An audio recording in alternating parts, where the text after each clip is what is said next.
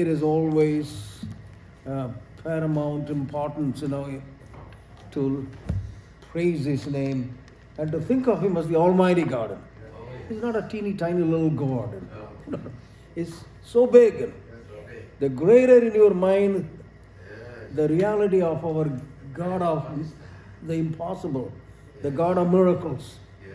Anything and everything is possible with God. But He does it only according to His purpose. Not for your purpose or my purpose. He does it according to whose purpose? His purpose. So we are created to glorify His name. We are created so that we can testify to the fact that He is still the God of the impossible. So let Him do what He has to do through you and through me. And leave everything there. Because we must tell about Jesus. And the more we do it, one day we are going to see the morning star. We skip everything else. And that is the promise God has given to us. When we go through all these trials and tests and be a faithful church. Like the church at Thyatira. A lady by name Lydia. That Paul was able to lead her to Christ. And she heard the gospel when Paul was preaching. And God opened her heart. And she heard the great story of God's love. And she was a merchant, a purple seller. That city was noted for all that.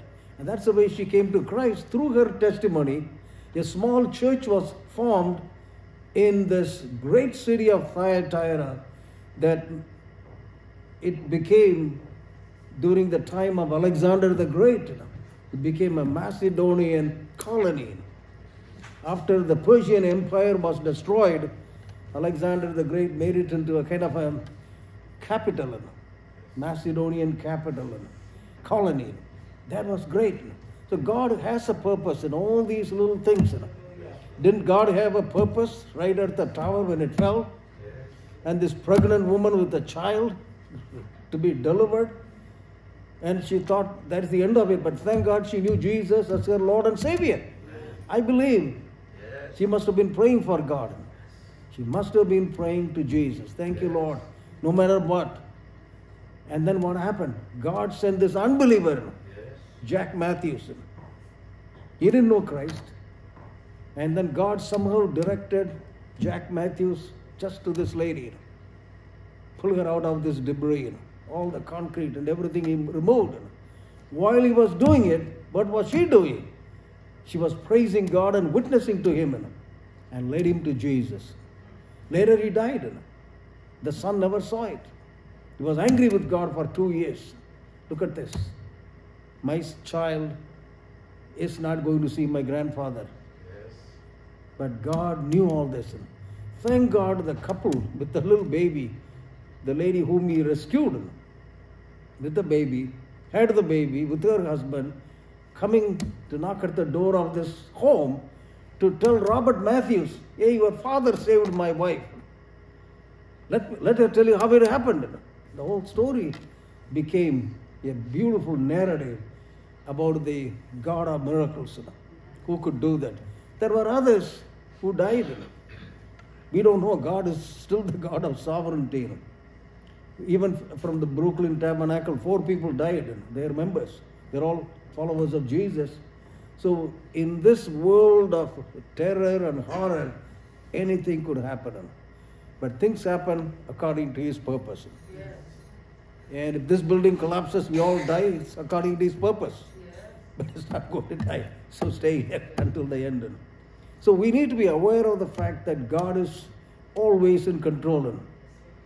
Jesus said, all power is given unto me.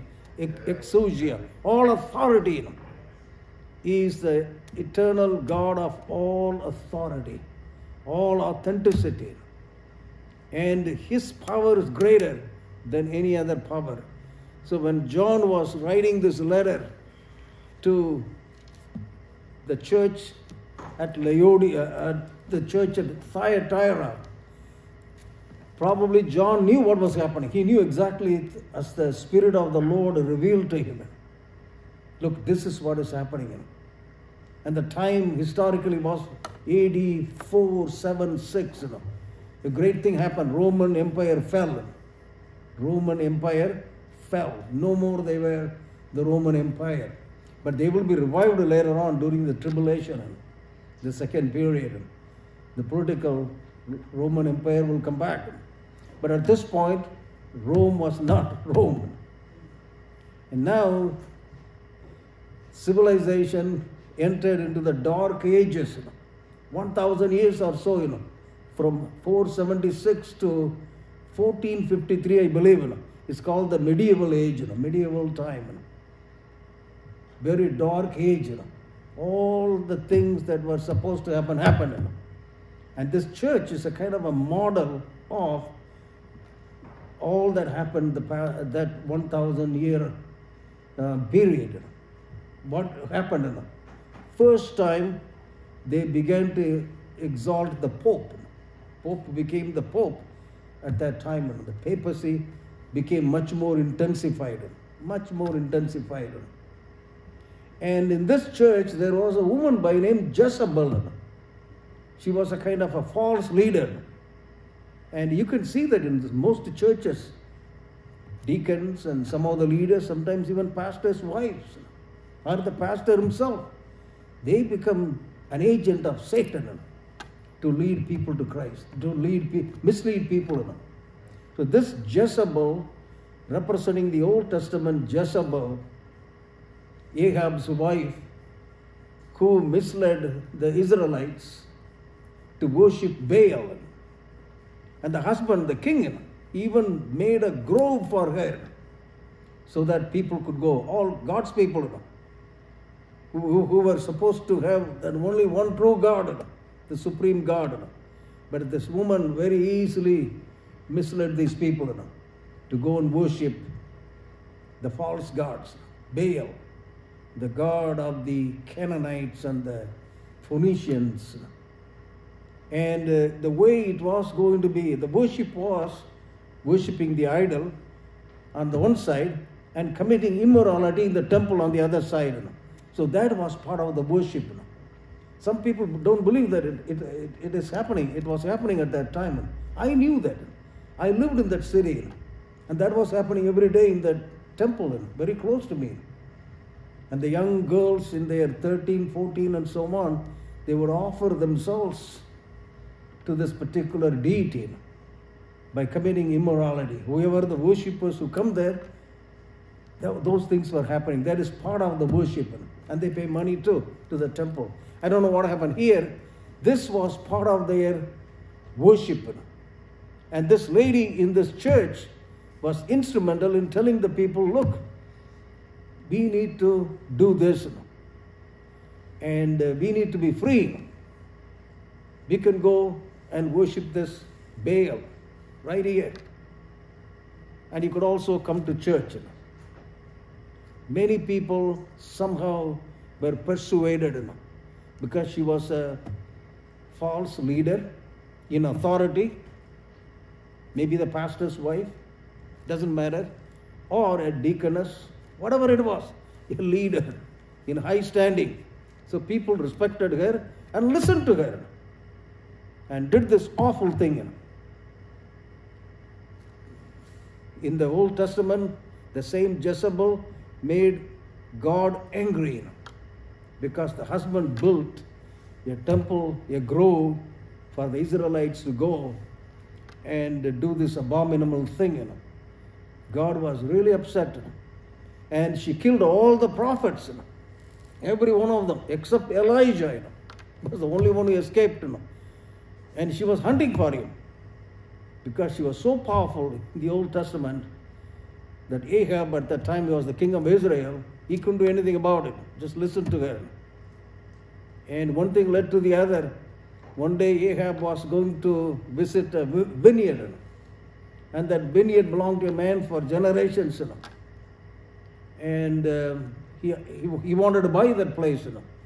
And the man said, no, I don't think so. It has been down it is our family tradition to have this. So he was upset that afternoon. Jezebel said, I'll get it for you. She persuaded some people to go and kill the owner of the vineyard. And then it became he became the owner of it, Ahab. So this woman was the most cruel lady you could think of. So it is a spirit of Satan working through her. And Elijah, great mighty prophet of God, he said, hey, one day this is going to happen to you. And your body would be eaten by dogs. And it happened. She fell off a huge building, crashed to death, and the dogs came and ate her up. Yes, sometimes God loves everybody. God doesn't want anyone to perish. The entire book of Revelation, you read over and over again, God is pleading with people to repent and come out of that situation. Even in this church at Thyatira, God is telling the people, come out and believe. Fortunately, it is the grace of God. There was a group of people, it's a singled out group in this church at Thyatira. They followed Jesus. They followed in holiness, in patience, in perseverance, in charity, taking care of one another. It's a group within this huge system where the people were doing all these things. Plus, Virgin Mary was worshipped for the first time in the history of mankind. In the history of the world, Mary was being worshipped as the goddess in heaven. That's the way they thought. And she is also a co-redeemer. Have you heard of that terminology? Co-redeemer? I've heard it many times. They will tell me when we are witnessing to these people, the mother of our Lord. I don't know how they could do that, but they did it. Mary herself would not like that. Mary gave that best advice, whatever Jesus tells you, do it. Right? At the marriage of Cana, at Cana of Galilee. Whatever he tells you, you do it. When they went to ask, hey, they don't have any wine. And she went and told Jesus. And he said, woman, what does it mean to me? And he didn't say anything other than that. He was waiting for the right opportunity, right time. Then she told the people, whatever Jesus tells you, whatever he tells you, do it. What did Jesus do? He told the servants to fill the jars with water. And then the water, they all knew what the jars were. And they filled it with water. And he told them, now serve it. That's the way Jesus' his name was glorified there. But here, what they did was, they started praying to Mary and asking her for favor from Jesus. So the theory or the doctrinal belief, the theological mix-up here was, doctrinal error was, without Mary, you won't get saved. Can you believe that? If you want to get saved, if you want to get to heaven, pray to Mary. That's the way the emphasis was. And I don't know whether still they do that, but they literally worshiped Mary at that time. It was an emphasis at that time. That happened during this time, and John knew that it was happening. He knew that it's going to happen. And God wanted to warn his people. And that happened between 476 and 1453. 1,000 years. Can you believe that? That's a time they had idols of saints in the churches. Idols. They literally worshipped them. How did this happen? Everybody did what was right in his or her own sight. You go everywhere, there is a name for this, there is a name for that. Why is it? I don't know. They did it. And somehow it transcended. From one generation to the other, it has come down. And it's amazing. I remember, I may have told you about it. There was a blind man. He was healed in a meeting. I met him. And he took me to his home. And he told me, Paul, Jesus opened my eyes. We are all very loyal Roman Catholics. Very, very loyal Roman Catholics. But I do believe I'm not supposed to worship the Virgin Mary. Yes, thank you. Thank you, Brother Evan. You don't have to. Thank you for telling me. But I have a problem. We have a statue of Mary in the house. So I told him, that's fine, just get rid of it. Oh, it's not that easy. So he took me to his home. And it was a very beautiful figure, most beautiful statue of Mary I've ever seen. And it had been handed down for generations to come. And artistically, that is the most beautiful thing that happened during this church at Thyatira. Cathedrals were built, artworks took place, and so on. Songs were written like the songs of Bernard and so on. All these things were happening. So he asked me, brother, what would you do if you were in my position? I would say, so simple, I'll destroy it. I know it's so beautiful. I'm not attacking Mary. I'm not killing her. She's in heaven with Christ. So God performed the greatest miracle for you. Double opening, physical eyes and spiritual eyes. If you don't do it now, you are going to be the greatest stumbling block like Balaam down the road. Because 3 generations from now, this will be there. They will be worshipping Mary without knowing what God did it for you. They wouldn't know that. So do it. Praise the Lord. So we have to be aware of the fact that what makes people do what they do. And when they come and ask you, hey, you are a born-again Christian, you know Christ as Lord and Savior, you go to a church, Bible-believing church, what do you think about this? Boy, what a chance you have. What a chance you have. Whether they are relatives or not, say it in a nice way. Got to be very persuasive. God has to give you the green signal. Pray fast, and get closer to God, because they are blinded. Maybe they are very, very beautiful people. They love God. They love God, and they're in this one area they're very, very close, and the devil has blinded their eyes. But you are there, sent by God. Lydia has gone. She was the witness, and she was responsible for all the people coming to Christ. And God sent Paul there. The church was formed. Powerful witness of Lydia, and so on and so forth. Now she is gone. Then the second generation or the third generation, they forgot what God did. And now they are worshipping Mary, all the saints, committing immorality, going to that idolatry, which God hates.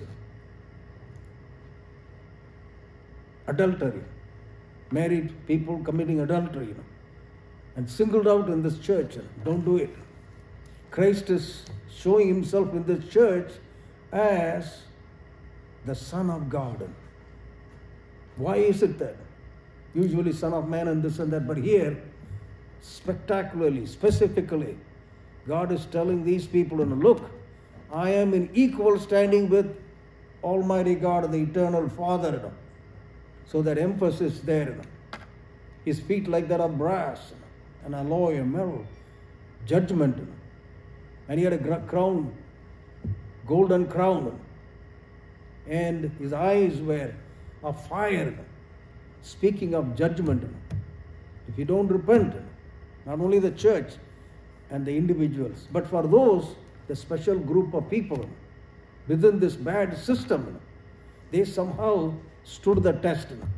I don't care whether you go and do this. I'm not going. Why? Because I am filled with the Spirit of God. I am a child of God, born of His Spirit. I am not going to do that. Boy, what a stand they took. So these things happened. In this 1,000 year, a lot of good things happened. Oxford came into existence, Cambridge, University of Paris, Bologna, a lot of things happened. Several great writers came, several of them. Even what is his name? Wycliffe came later. Tyndale came. Wycliffe came toward the end. But during this time, the church had a very bad time. Let's read what the Bible says. Let's read the church at Thyatira. The 2nd chapter. I went into in depth. We will cover a little bit more. Very, very important to know 18th scripture. A lot of people do not know the significance of what the context was. And to the angel of the church in Thyatira write, 2:18, chapter 2, verse 18. These things says the Lord God, Son of God, very important, eternal God, equivalent with eternal Father, who has eyes like a flame of fire, indicating, I am the God of justice. I know what's going on. I know the minds and the hearts of the people. I know how to punish also. And his feet like fine brass. In other words, judgment. I can judge. No one can judge, but God can. I know your works, love, service, faith, and your patience. And as for your works, the last are more than the first. This is the individual, this little group of believers. Nevertheless, as a system here, I have a few things against you because you allow that woman Jezebel, who calls herself, what? A prophetess. What does she do? To teach and seduce my servants. The church has allowed this lady to teach the Bible. Can you believe it? She was a Bible teacher. To teach and seduce my servants for what? To commit sexual immorality and eat things sacrificed to idols. So idolatry and immorality. That's what Jezebel promoted. I gave her time to repent of her sexual immorality, and she did not repent. You see that this is the same type of that spiritual Babylon. Later on, God is going to destroy in the last 16th, 17th, 18th chapters, 17th chapter in particular. I gave her time to repent of her sexual immorality, and she did not repent. Indeed, I will cast her into a sick bed, and those who commit adultery with her into great tribulation, unless they repent of their deeds. See, that happened at that time. That is happening today. In all the churches, there is some element of false teaching is going on. So God is giving a severe warning. If you are in that kind of a system, you repent. Indeed, I will cast her into a sick bed. You know, the mystery Babylon, later on we are going to see that I sit like a queen. No one is going to touch me. The one world church later on will boast like that. But God is saying here, hey, this is a kind of a premonition. The same way it's going to happen in the end time. And we are in the end time. I will kill her children with the death, and all the churches shall know that I am he who searches the minds and the hearts. So this is for not only the individual followers of Christ, also the so-called Christians inside a system. They are organized churches, but they are not the organism of Jesus. A church can be organized, but it is more organism than the organization. Here it is more organization than the organism. I will kill their children with death, and all the churches shall know, because what happens? I search the hearts. In other words, God knows their hearts, and He searches their hearts and their minds. And I will give to each one of you according to your works. Now to you I say, and to the rest in Thyatira, as many as do not have this doctrine. This is the special group who have not known the depths of Satan. They don't know. As they say, I will put on you no other burden. God understands they are already going through so many troubles and trials within this church. Within this church at Thyatira.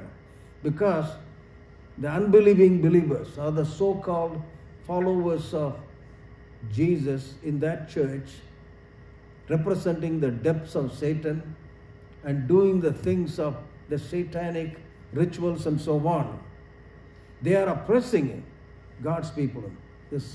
The group of people who are sincere followers of Christ. So to them, God is saying, but hold fast what you have till I come. See, that is the coming of Christ. In rapture, like we were singing, in the cross, until our souls will be raptured. That's the same idea. And the writer must have read this word. The morning star is coming. And he who overcomes keeps my words until the end. That's for us. To him I will give the power over the nations. What is it? So we will be ruling and reigning with Christ, not in giving judgment, maybe in administrative positions of some kind, like, dividing the sheep and the goat, that kind of thing. Whatever it is. So we are not going to give them, oh, you go to hell, you go to heaven. No. Only God does that justification of that. So he shall rule them with a rod of iron. That is Christ. Psalm 7, second Psalm talks about it. They shall be dashed to pieces like the potter's vessels, as I also have received from my Father, and I will give him the morning star. What is the morning star? Which means Christ himself is our morning star. And he will take us in rapture to be with him forever. I will give him the morning star. Lucifer is trying to also take that same name. Some of the, he was a shining, illuminated king, but he will be thrown out into the lake of fire.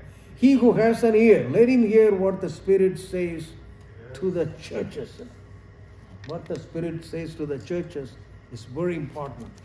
So what are we going to do when we see all this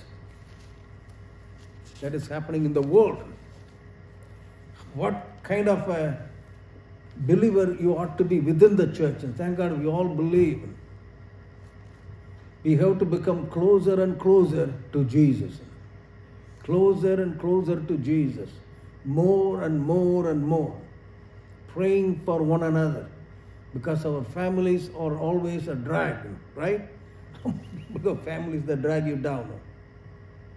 So we must tell Jesus, Lord, help me, help my family. They are dragging me down financially, morally, theologically, and in all other ways. So if you have a Jezebel in your family, watch out. And they will nicely tell you, hey, there's nothing wrong. Come over with me and offer this to the idol. Come on, we're only giving this. Don't do it. It's a kind of a participation in a roundabout way. We have superstars in this country, right? Actors, actresses. But they had their superstars at that time. So the long and short of the message is God is on the side of his people.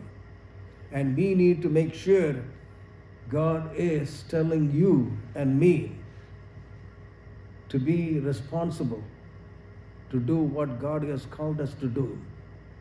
And several things happened during this time, and I have a whole bunch of them.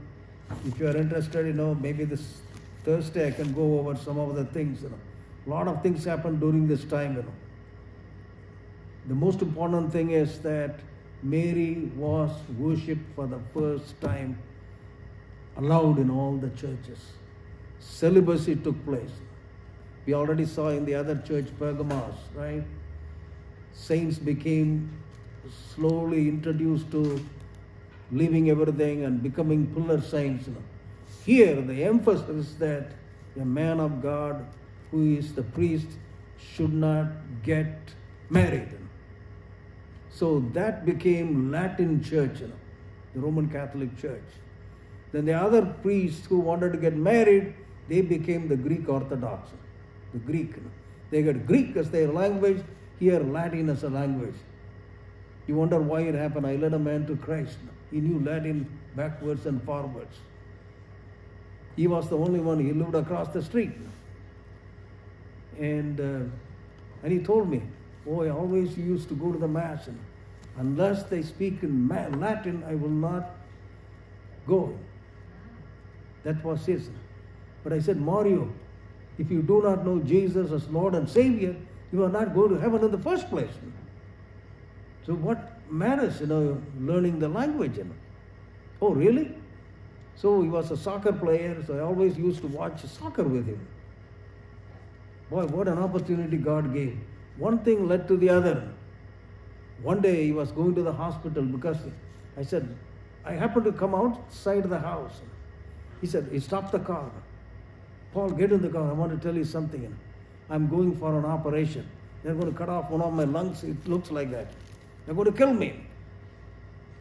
I told him, Mario, open your heart to Jesus. That was his 9/11 that day. He gave his heart to Christ. The operation became successful.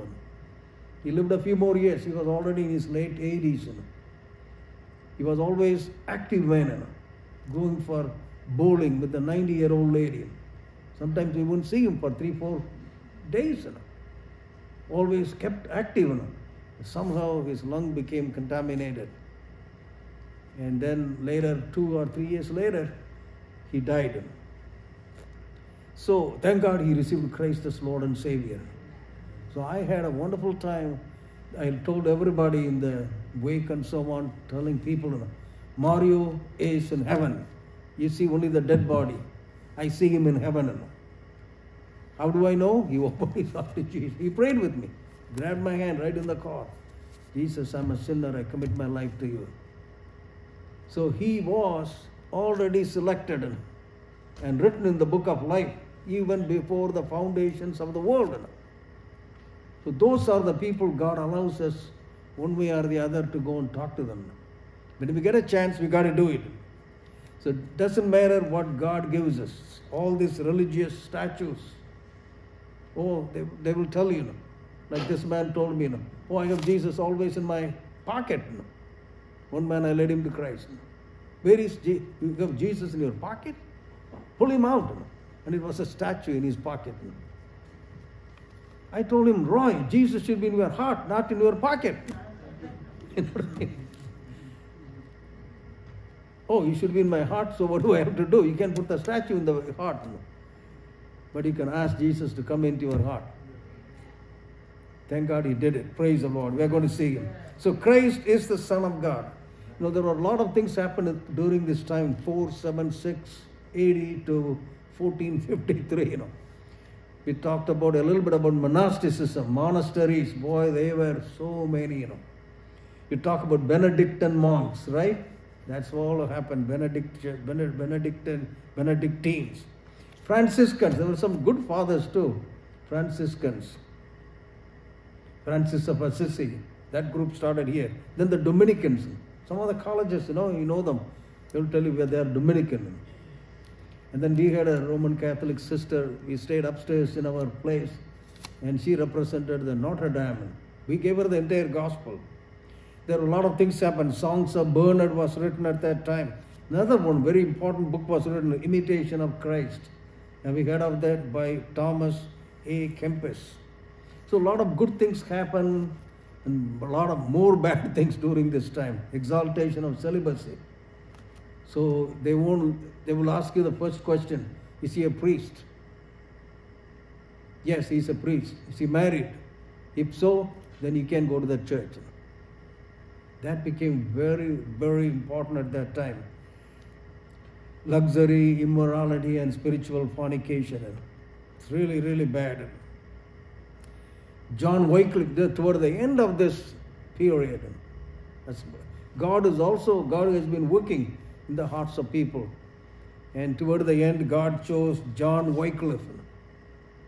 And the Reformation was just at the beginning.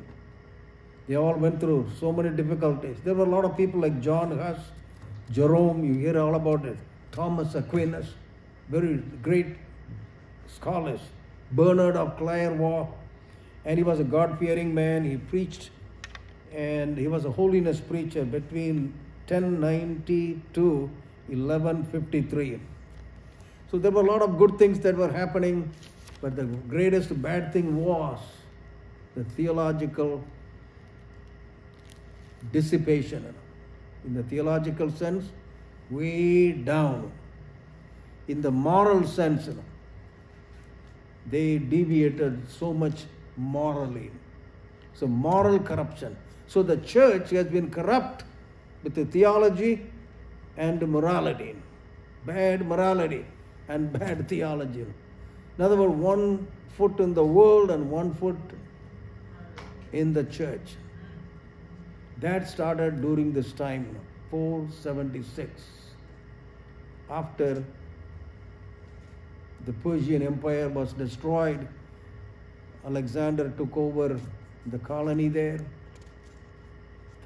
Thyatira and the church became a big victim of all that was going on. How could God's people get into this? Yes, it's easy. They allowed one leader, one woman. It's not that man or a woman. The problem is that she was a Jezebel.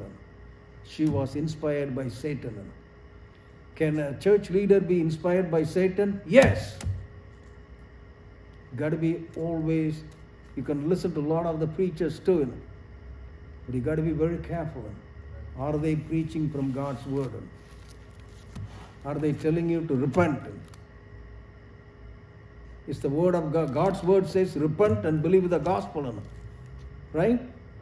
And the book of Hebrew, we mention it over and over again.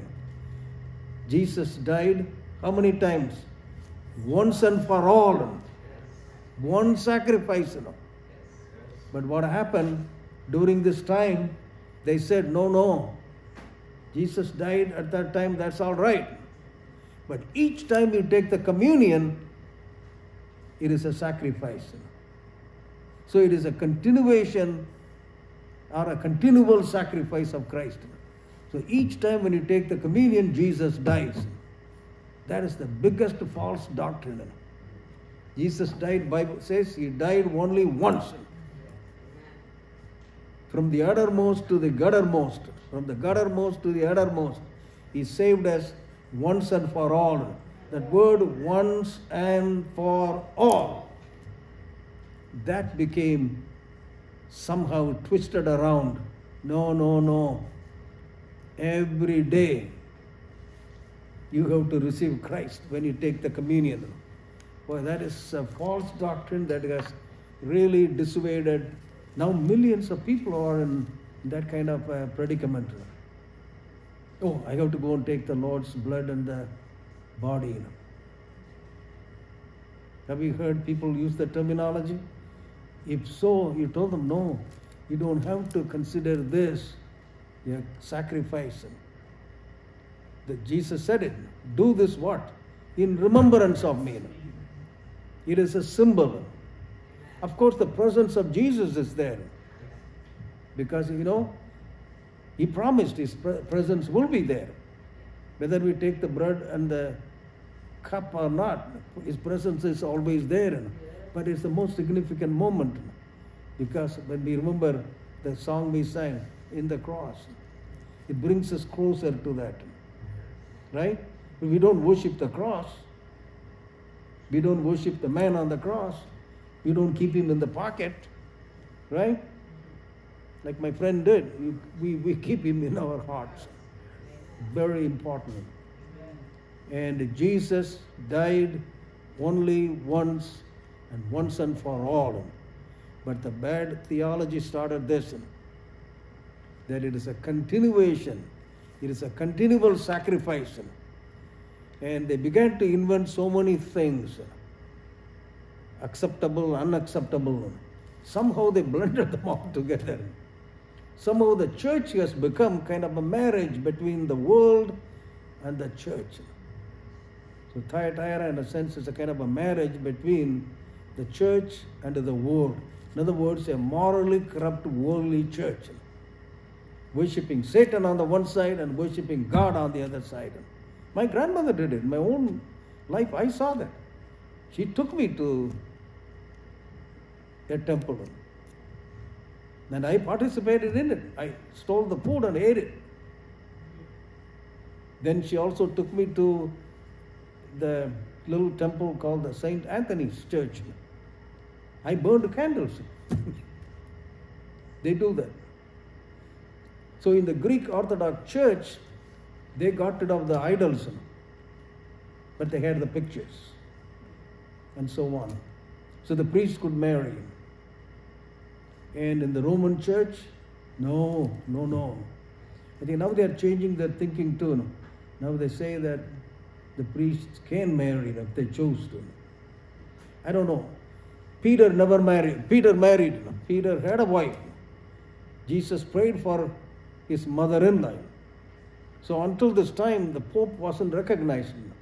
Now, somebody was telling me the other day, I was witnessing. So you cannot put God in a small statue. One guy, his name is Rahul Patel. And in Hinduism, you can be your own God. They worship a God. Millions of people worship.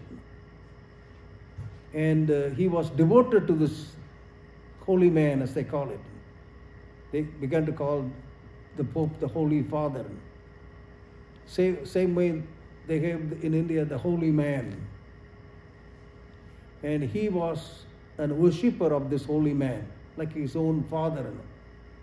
20 years with the shaven hair, born in England, became a sadhu, a worshipper in the temple, traveler everywhere.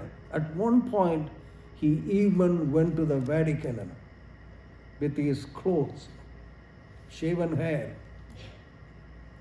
orange-colored garment. And he saw the picture that Michelangelo drew on the wall, a special place. The Pope goes there to pray. It happened recently, a few years ago. He was there. He said, this is it. This looks true. So God was working in his heart. Something happened. We're looking at this. So sometimes God could use that too. So he never worshipped because he had his own holy man to worship. And people are going to worship him. He becomes more holy. That same idea. Then one day, a thought struck him. Look at this beautiful universe. And the great God created that, the one supreme being. We take it for granted when we say the supreme God of the universe. It dawned on him for the first time. He created the heavens and the earth, the sun and the moon and everything. Why would he put this great God in a small temple as an idol and worship him? Something struck him. So he wanted to go. He was in Italy at that time in a temple. 7 or 9 people were in his congregation. So he said, I'm going to take some time off and go to India. I want to meet my holy man. I have this puzzling question. I'm going to ask him. So he met with him and he stayed there. And the holy man told him, you stay in India and be at this temple. He said, I have this puzzling question. I want you to give me an answer. This great God of the universe, why would he put him in a small little temple here? A macro God making a micro God. Why would we do that? He said, you listen to me, obey. I am God, you listen to me. He said, I want to go back to England. No, you don't go back to England. You are getting mixed up. You stay right here. Something made him say, then I don't want to be a sadhu anymore. I don't want to be a priest anymore. I'm getting out of here. He said, go. Gave him 2 sets of clothes, no money, went back to England. And then he didn't know what to do. No money, nothing. And one day, he was walking to the train station. I don't know what made him do that. I know deep within, it was the Holy Spirit working in his life. Then he saw a church building, a red door, beautiful red door, looked like a church. Something prompted him to go there. The Holy Spirit always prompts people. Whether you know it or not, the Holy Spirit does it. And the prompting of the Spirit of God led him into the building. As he went in, he saw these people with beautiful faces, smiley faces. The joy of the Lord. When they are saved, the joy of the Lord is their strength. So he saw the joyful people. So like I used to do, he went to the balcony and sat there and unnoticed by anybody and listened to the sermon and all that. Well, that all sounds good. Then something made him to go back home and then fell on his knees and open his heart to Jesus and receive him as his Lord and Savior. What a testimony. Lydia had that same approach. That's the way she started this church. God used her to bring all the people. Through her, Apostle Paul was able to, and he trained her well. And the church met in her home. Later it became a church. So we must tell about Jesus like Lydia did. And we must be always at the foot of the cross to lift up the name of Jesus only. We don't glorify the cross. We glorify the messenger of the cross, the master God, the master of the cross. We glorify the master who has mastered us, gave his life for us, and he's making intercession in our behalf. You don't need any mediator. We pray for one another. The only mediator between God and man, the Bible says, is the man Jesus Christ. The Bible says that. We don't do anything other than worshipping the Lord God who became a little baby through this beautiful woman, Mary, who was devoted to God. We honor her, we respect her. And I tell them I honor her more than my own mother. My mother brought me into this world as a sinner, but she brought a Savior into this world. So I honor her more than you do. So don't tell me I'm knocking down the Virgin Mary. No, I love her. She led a beautiful life. By Christ coming into her womb, she became blessed.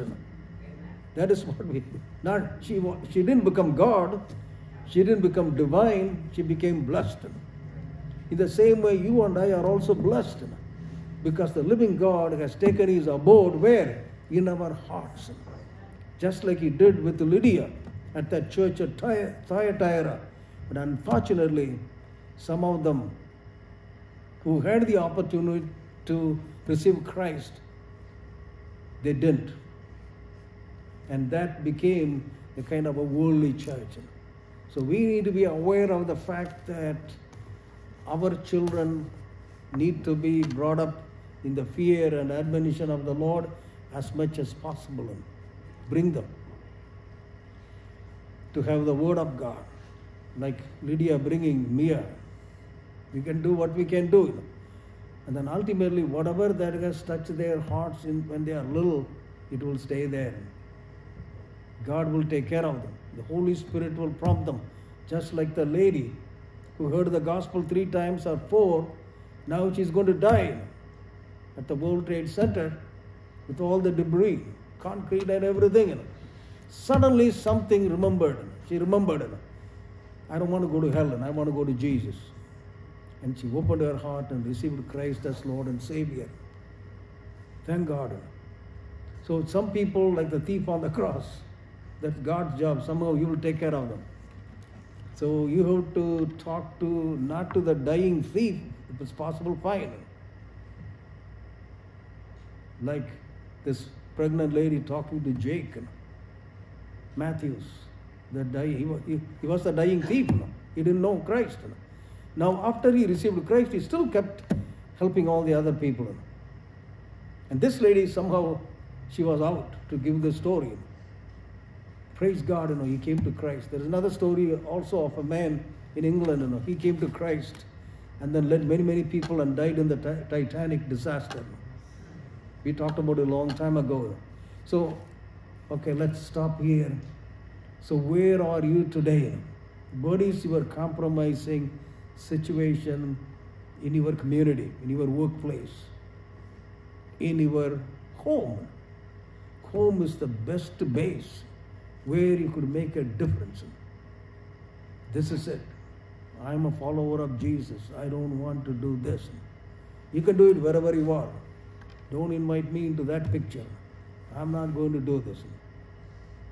There was somebody who wanted me once to offer a word of prayer over that heathen sacrifice. And I said, no. I'm not going to pray over that. I'm going to pray to the Lord God of heaven and the earth. I'm not going to bless that one.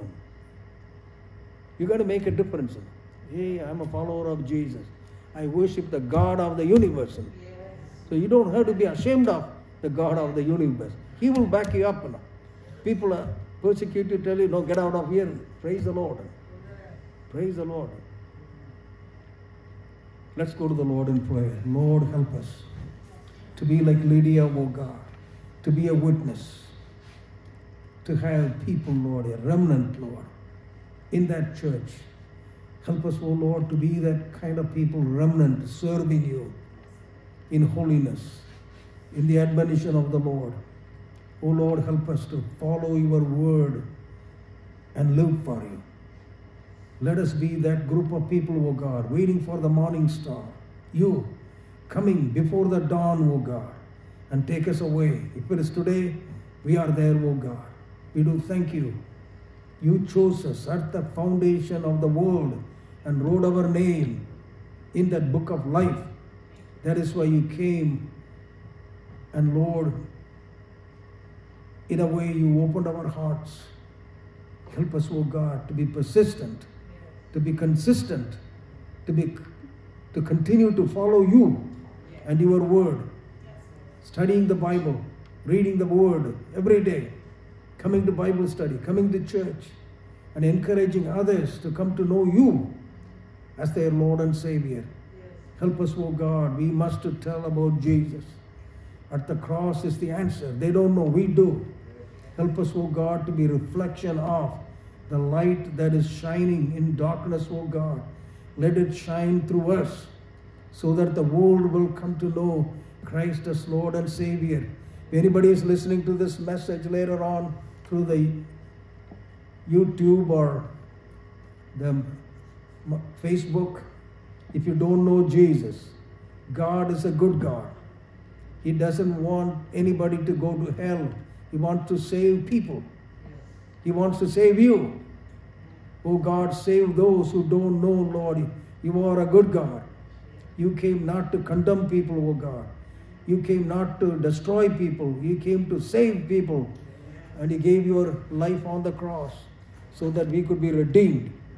Help each one of us to be a blessing, Lord, in this world of horror and terror. Help us to bring peace where there is peacelessness, where there is hopelessness. Let us be, Lord, the hope bringers, oh God. Help us to take hope where there is hopelessness. And above all, help us, oh God, so that we can continue to walk with you and be the kind of people, Lord, filled with your goodness, lost in that hope, oh God, that one day we are going to be with you. Thank you for this blessed assurance, oh God, that you are our God. Just like you came in the life of John, oh God, who wrote this beautiful blessed assurance, the most unpardonable sinner as he thought he was, but somehow your grace reached out and touched him. Lord, we thank you. What a great God you are. And help us, oh God, to be your witnesses in these horrible times. In Jesus' name, amen. Hallelujah. Dennis, you want to pray over the offering? Praise the Lord. Thank you, Lord. Yes, Lord. Thank you, thank you, thank you, Lord. Yes, Lord. Hallelujah. Yes, Lord. Thank you, Jesus. Thank you, Lord.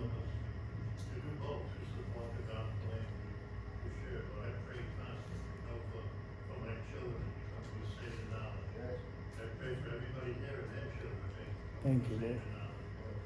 Help us to support God. deserves our best. And I pray you give thanks in Jesus' name. Amen. May the God of peace and power, with His presence, bless you and me and lead us from one situation to another to be a greater witness so that we can bring people to the Lord. Amen. Praise the Lord. Audrey, I want to speak to you for one moment when you get a chance. I've been praying for your family, every one of them, every day. Thank you, Jesus.